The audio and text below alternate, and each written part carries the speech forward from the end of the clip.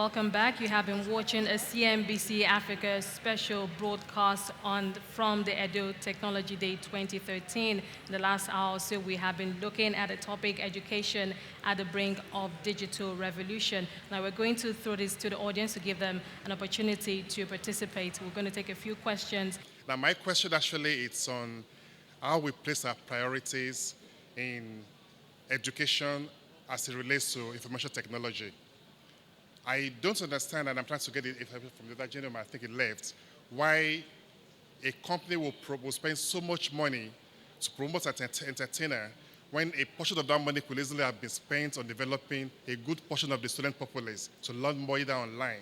You know, the money could have been spent to even have some infrastructure, some equipment, donation to schools, rather than promoting the social side of the educational system in Nigeria. And I think that's something that I would like to find more about. The ICT that we have now as being practiced in education is mainly for entertainment. It's mainly entertainment, and we are interested in seeing ICT being knowledge-driven, seeing ICT enhancing the quality of teaching, enhancing the quality of learning, which is not happening. And I was discussing with my friend over here, what they have uploaded in Okpoimo in Osun State is good, but going beyond uploading those past questions, have you also uploaded the curriculum, the syllabus for the teachers, the scheme of work? Because the past questions, some of the teachers don't have the appropriate knowledge. Some of them don't teach some difficult areas because they don't know it. And because they don't know it, even if it's there, it won't be taught. I still go back to having appropriate training for teachers. Appropriate training for teachers. And we start doing what is done in other countries. Teaching in Nigeria is an all-comers welfare. But I need to say here, because last week, Thursday, we validated the new post-qualification exam for certifying you as a teacher. And I'm sure by next year, if you have not passed that exam, you cannot have the certificate and license to practice as a teacher in Nigeria. That is already done by Teachers Registration Council. It is done because most of our teachers, we have to say the truth, because that is the problem. We have to say the truth. Some of these teachers, some of you saw a teacher in Edo State who could not read her own affidavit. And that tells you the quality of some of the teachers we have. People go behind and employ all kinds of characters. People bring in, and that is why I also feel state governments should go beyond biometrics for teachers. They should look into giving exams to these teachers to actually determine if they are teachers. Because you may have the certificate and you don't have the knowledge. We are not talking of certificate here, we are talking of knowledge. Yes, we have to think of ICT in a way that it will enhance the quality of teaching, it will enhance the quality of learning. And that synergy can only be there if the teacher has been appropriately trained to be able to impart the right knowledge to the child. Okay, Professor. Because a blind man cannot lead the sighted. Thank you, Professor. Abamba, I know you want to respond, but let's just quickly finish up with the questions, and then if we have time left, we'll take that question, please. Thank you. My question goes to Prof. Actually, we attended those schools we call the Gary schools of those days, where you have to learn from the grassroots and you get to the top. At least we are looking into technology now in learning. We should also look at government approving schools that are not supposed to be approved. You will find that a primary 6 teacher, a primary 6 graduates, or let me say semi-graduates, who finish a primary 6 or finish a JSS 3 or a secondary school, being a teacher in primary 4 in a private school that is just 6 rooms, approved by the federal government.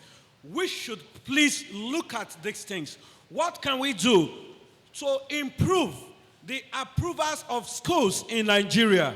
You can see that educationally we are declining. You can see that most of these guys that are getting graduates, as you said, a teacher in Edo State who cannot talk about his CV. You can also look at somebody that you want to employ in an organization who attends an interview, cannot even spell his complete names, but he's a graduate, a BSc holder.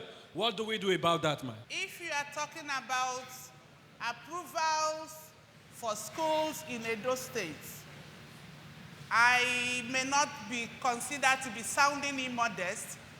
I served as a commissioner of education in this state, and I'm very, very proud of what I did, because we ensured that the right things were done.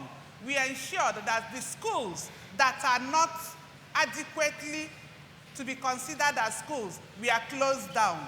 But after I left is a different thing. We are talking of continuity, because I closed down so many schools that are shut, schools that are not supposed to be called schools, schools that only open when it is time to write WAEC and NECO. And after WAEC and NECO, they close down. We are talking of approvals. Approvals, we have to talk about the willpower by officials of the Ministry of Education, led by the Commissioner, to ensure that schools are the schools we have. And you can only do that if you have somebody that knows what it takes. Because, unfortunately, many commissioners of education do not realize that their mandate extends to the private schools. They're only interested in regulating the public schools. The private schools are also under their purview. They are supposed to insist on the quality of teachers, because the National Policy on Education said the minimum standard to teach in the primary and junior secondary school is a national certificate in education. But when you go to some of these schools, they don't have such quality. They have school cert holders. Ministry officials, are they doing proper evaluation? Are they doing proper monitoring Professor, and inspection? we're going to have to wrap it up. Thank you so much. Let's take the next question, please. Most great entrepreneurs in the world are educationally poor in terms of record, e.g. Bill Gates. In Nigeria, we talk about them as role model. How can you convince an engineering student in terms of innovation? And two, sir, before I go, an observation. The people we called the future generation, they are not here. They are the people. They're supposed to be here so that they can take after us. Thank you. I disagree with you that most of the greatest entrepreneurs in the world are educationally poor. People like Bill Gates, Steve Jobs, Mark Zuckerberg, who didn't go to school, understood that education was greater than school. Now, they didn't lack education. They didn't go to a formal school. America has Coursera. The United Kingdom has bbcbitesize.co.uk. South Africa has Mixit.com. Mixit is the largest social networking site in Africa with over 10 million users. And their own quiz maps, they've compressed their entire education system into quiz modules that allow young people to learn in a fun and interactive way their own style. Now, we can stay here and make excuses for the reason why, because I will stay with context. I think we're discussing ICT, so I don't want us to digress into teachers and all of those other issues, but I'll stay with context. Now, let me give a simple, I'm going to make a simple request on this panel. And I want all of you in the room to please be kind to join me to mobilize for this. Okwaimo the government of Osun State spent billions of naira on Okwaimo this year, and it's a continual project. In Nigeria, we forget that leadership is not so much about people in roles of authority, but it's also on it places an onus on us as citizens to request answers and demand mandatory accountability. Nabambo Bashoru, you run Okwoimo. Okwoimo is a project that got government money. It must not die, one, and it must not be shut down when Governor Aregbesola leaves Osun State as governor. Because continuity is what kills Nigeria. We never ask questions, but we sit in rooms. We forget that conferences is not what solve problems. There is no nation that use talk to cook rice. We must turn motivation to action and focus on the key issues that will liberate our nation.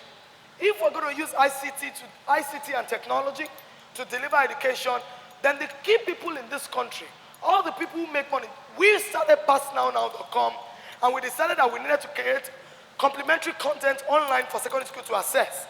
GT Bank put money in it. HP put money in it. Mobile put money in it. The other people are sponsoring naked girls and dancing at shows. We are not the singing generation. We are not the rapping generation. We are a generation that we have a bit of a modicum of sense, and with a little investment, we can turn the nation around. But any country that abandons the youth, that abandons the children, that abandons the students, and continues to vote 900 billion for security is like a woman in forced labor. She will go into the labor room and come out empty. Thank you very much. Do we have any more questions? Okay, we'll just take one more. One last question, please. I think there's a vital part of this discussion you're all overlooking, and it has to do with the National Youth Corps Service, the NYSC. The organization plays a very important part in education because, as Mr. Toyin noted, policy has a lot to do with this. And the government, they're not putting in the proper policy in order to further education in Nigeria. Now, you put youth corps members who do not have the proper training to educate youth. You put them in secondary schools, you put them in primary schools, you put them in higher institutions. And at the end of the day, there was a time, that was about 9 months ago, the teachers union were blaming corps members for the mass failure. And I didn't get it then. Why should you tell graduates who went to school to learn their own profession, to come to classrooms to teach something they don't know about, number one. Number two, it brings about inconsistency in the educational sector because you bring a half-baked graduate these 3 months, and the next 3 months you have a graduate that maybe she did well or he did well in school, and someone comes again to take over, and the person, let's say, is another half-baked graduate. So what is the consistency in this teaching process for these kids? Yes, I would like to take that particular question because I served in the secondary school myself, and I think that is the responsibility that the professor have to work on. When I was serving in the secondary school, in Surulere in Lagos, you have the head of the department, you have the head tutor, and then the corpers are normally supposed to serve under them. So when the corper is there, he's supposed to be guided. He's supposed to be working under the supervision of the head of the department in terms of how the corper will develop the note of lessons. And when those note of lessons are prepared, it must be validated and verified that it is up to standard before that particular teacher who is learning under the head tutor to go to class. And definitely, when you are developing your note of lessons, there will be objectives. If you are going to teach somebody who is in JSS1, there will be objectives and the styles and what you're supposed to do if you are teaching JSS2. So if there is a failure in that way, and NYSC members or corps members who are serving in those schools are being blamed, it shows that there's a failure of the people who are professionally taught, who are supposed to ensure that that particular system works. Because that is the duty of the head of the department of that particular subject matter in that particular school to ensure that such kind of thing doesn't happen. And we must take cognizance in that regard. And when I was talking about the issue of policy, you see, the problem that people in operations or who are executing or carrying out policy doesn't know about is that once the policy definitions and prescriptions are not well thought out, you're going to be seeing these lapses. Why do people still go to give birth in a home where you don't have doctors, you don't have nurses or whatever? Because there are shortages. Once there are shortages, it's about the principles of demand and supply. How many qualified maths teachers do we have today that we can spread over all our primary schools and secondary schools throughout the whole of Nigeria? We don't need to deceive ourselves because we can come about, grading teachers, teacher council. They can do all kinds of things they want to do. But if in a particular village, you don't have a teacher there, then somebody will come up, not only to become teacher, he will become proprietor, he will even be appointed principals. And the regulations will be taking place because there are gaps. So at policy level, what we're now trying to do is that if I can take a course in Harvard University of Texas, through online, through internet, with a qualified professor teaching me there, then I should be able to have a qualified teacher in Queen's College or in Akunas College in Akure or in one federal government college in Togoto or Port Harcourt, teaching in the same qualified manner to the remotest location in Nigeria. So that is why you can see that there's a relationship between what we want to achieve educationally and national broadband policy. We're trying to lay fiber optic infrastructure, we're trying to lay wireless infrastructure, we're trying to make sure that all these things happen so that we can take advantage of these shortages to ensure that prof that is here now can now begin to groom, maybe train the trainer program, somebody who is in Benue State, and teach them effectively. Then we must be patient, because if it takes us 30 years to get this to this level of the predicament in which we are having, then we should envisage that it will take us some years to be able to bring the system back, and that has to be communicated to the public, and then we have to agree as a nation, including the all stakeholders, that we want to move into Toyin, thank you for that point you've made. Thank you so much we have to wrap this up. Thank you so much, my esteemed panelists, for joining me on this panel discussion where you have been watching a CNBC Africa special broadcast from the Edo Technology Day 2013. In the last 1 hour, we have been talking for this panel discussion, education at the brink of digitalization. Of course, remember the theme for this year's event is governance and is fostering governance with technology. But that's where we'll leave it now. Thank you so much.